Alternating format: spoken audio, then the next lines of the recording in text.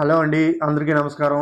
MSME business loans ఇచ్చే NBFC అయిన ఏవైఈ finance finance ఇప్పుడు ఐపీఓతో స్టాక్ మార్కెట్లోకి వస్తుంది. అసలు ఈ కంపెనీ బిజినెస్ మోడల్ ఏంటి, IPO dates, price band, issue size, GMP, ఫైనల్గా అప్లై చేయాలా లేదా స్కిప్ చేయాలా అన్ని వీడియోలో క్లియర్గా చూద్దాం. Welcome to Gopi blogs. నేను మీ గోపి.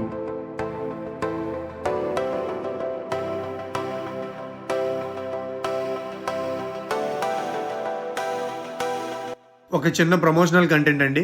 వైజాగ్లో premium quality salon services with reasonable కాస్ట్లో కావాలా? అయితే క్లాసిక్ ఎట్స్ ఫ్యామిలీ సెలూన్ని ఒక్కసారి ట్రై చేయండి. ఇక్కడ మెన్స్కి hair cut, beard trim, detan, hydrafacial లాంటి చాలా సర్వీసెస్ ఉన్నాయి. అలాగే ఉమెన్స్కి hair cut, hair spa, eyebrows, blow dry, cleanup, waxing, pedicure, manicure, keratin, hydrafacial ఇలా చాలా ఉన్నాయండి. అన్నీ ఒకటే ప్లేస్లో ఉన్నాయి. చిన్నపిల్లలకు కూడా హెయిర్ కట్స్ మంచిగా చేస్తున్నారు వీళ్ళు. యాంబియన్స్ సూపర్, ప్రోడక్ట్ క్వాలిటీ అయితే ఇంకా నెక్స్ట్ లెవెల్ ఉందనే చెప్పుకోవచ్చు. ఇంకో హైలైట్ ఏంటంటే ఇన్స్టాగ్రామ్లో మీకు కనుక 1K ఫాలోవర్స్ ఉంటే వీళ్ళు ఫ్రీ సర్వీసెస్ అందిస్తున్నారు. ఇక లొకేషన్ చూసుకుంటే క్లాసిక్ కట్స్, శంకర్ మఠం రోడ్, శంకర్ కాంప్లెక్స్, వైజాగ్.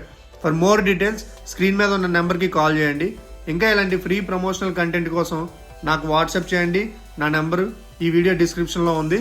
ఇక మన వీడియో కంటెంట్లోకి వెళ్ళిపోదాం. ముందుగా చిన్న డిస్క్లైమర్ అండి. ఈ video education and information purpose మాత్రమే. ఇన్వెస్ట్ చేయమని లేదా చేయొద్దని అడ్వైజరీ అయితే కాదు. First of all IPO main details చూద్దాం. ఈ ఐపీఓ మనకి anchor investors bidding Friday February 6th, 2026గా ఉందండి. అలాగే ఇది February 9th మండే 2026న ఓపెన్ అయ్యి February 11th Wednesday 2026న క్లోజ్ అవుతుంది. అంటే February 9th మార్కెట్ ఓపెన్ అయినప్పటి నుంచి February 11th మార్కెట్ క్లోజ్ అయ్యేంత వరకు మీరు ఏ టైంలో అయినా అప్లై చేసుకోవచ్చు. ఇక లిస్టింగ్ డేట్ మనం February 16th ఎక్స్పెక్ట్ చేయొచ్చు. ఫేస్ వాల్యూ ₹2 పర్ షేర్గా ఉంది. ప్రైస్ బ్యాండ్ ₹122 నుంచి ₹129 వరకు ఉంది. లాట్ సైజు ఒక లాట్లో 116 షేర్స్ ఉన్నాయండి. ఇది fresh issue plus OFS sale టైప్లో ఉంది. అలాగే బిఎస్సి అండ్ ఎన్ఎస్సి రెండింటిలో కూడా మనకి లిస్టింగ్ అవుతుంది. ఇప్పుడు కంపెనీ బిజినెస్ మోడల్ చూద్దాం. అసలు ఈ కంపెనీ ఏం చేస్తుంది ఏంటి అనేది. ఫైనాన్స్ అనేది ఎంఎస్ఎంఈ ఫోకస్డ్ ఎన్బిఎఫ్సి కార్పొరేషన్ అనమాట.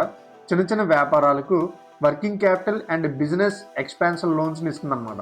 సింపుల్గా చెప్పాలంటే చిన్న బిజినెస్లకి డబ్బులు ఇచ్చి, రుణాలు ఇచ్చి, అప్పులు ఇచ్చి ఆ లోన్స్ మీద వచ్చే ఇంట్రెస్ట్ని ఎర్న్ చేస్తుంది. ఇక ప్రైస్ బ్యాండ్ విషయానికి వస్తే ₹122 నుంచి ₹129 వరకు ఉంది. అప్పర్ బ్యాండ్ ₹129 తీసుకుంటే 1 lot size equal to 116 into 129 is equal to 14,964 approximately.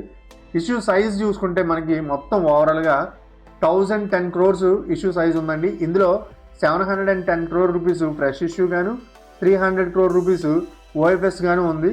ఇక నెక్స్ట్ రిటైల్ కోటా ఎంత ఎలకేషన్, మనకి మెయిన్ ఇంపార్టెంట్ అదే కదా. మన కాంపిటీషన్ ఎంత ఉందో చూడాలంటే రిటైల్ కోటా చూసుకోవాలి.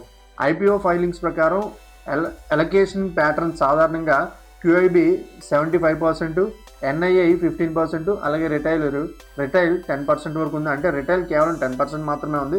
కాంపిటీషన్ కొంచెం గట్టిగా ఉండే ఛాన్సెస్ ఉన్నాయన్నమాట. సో ఇప్పుడు అందరికీ favourite GMP. February 4th, 2026 records ప్రకారం ప్రజెంట్ జిఎంపి అయితే 0 ఉందండి. ఎస్టిమేషన్ అయితే మనకి ₹129 వరకు రావచ్చని అనుకుంటున్నారు అన్నమాట.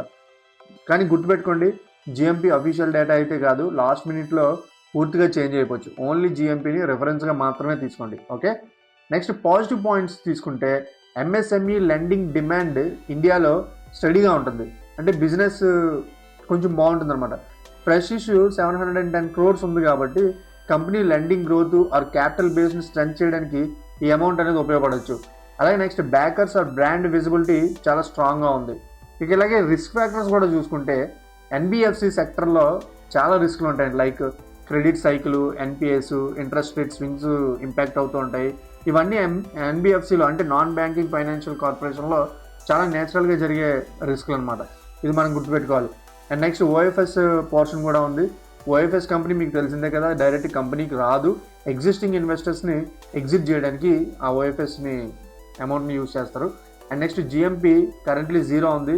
సో లిస్టింగ్ పాప్ గ్యారంటీ అయితే కాదు. ఫైనల్గా అప్లై చేయాలా లేదా స్కిప్ చేయాలా?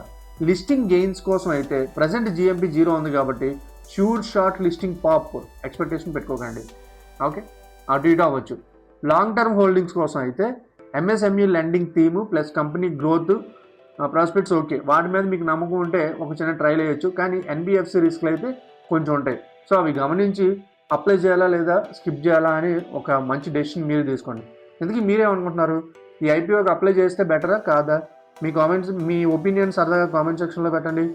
అన్ని డీటెయిల్స్ చెక్ చేసుకొని మీ రిస్క్ యాప్టిట్యూడ్ బట్టి అప్లై ఆర్ స్కిప్ డెసిషన్ తీసుకోండి. ఇలాంటి ఐపీఓ అప్డేట్స్ కోసం లైక్, షేర్, కామెంట్ చేయండి. సబ్స్క్రైబ్ చేసి బెల్ ఐకాన్ నొక్కండి. నేను మీ గోపి, సైనింగ్ ఆఫ్.